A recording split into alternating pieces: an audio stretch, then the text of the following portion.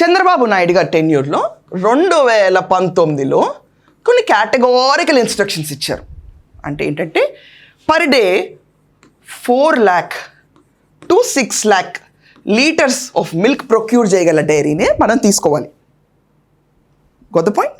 ఇది కాకుండా జాతీయ స్థాయి అంటే నేషనల్ లెవెల్ టెండర్స్ని పిలవాలి నెయ్యి కొనుగోలుకి. ఇది కూడా ఒక ఫ్యాక్ట్. అంటే బోలేబాబా లాంటి బుడబుక్కల కంపెనీల కోసం కాదండి పాపం, బాబు గారు సెట్టింగ్ ఆఫ్ స్టాండర్డ్స్ అంటారు ఇవి.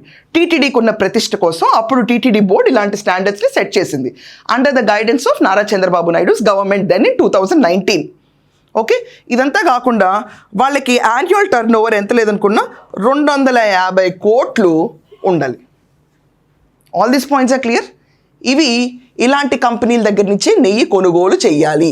ఇది ఈ మేధావులందరికీ అర్థమైపోయింది. ఓహో, ఇప్పుడు నెయ్యి కొనుగోలు చేయాలంటే ఇంత జరగాలన్నమాట. తుచ్, మేము వస్తాం, మాకున్న తెలిసిన ఆవు, బర్రె, గేదె, దూడ, తోక ఏమీ లేకుండా, మేత అనేది లేకుండా, అసలు పాలనే పదార్థమే లేకుండా టెండర్లు పిలుస్తామని చెప్పి మీటింగ్ పెట్టారు.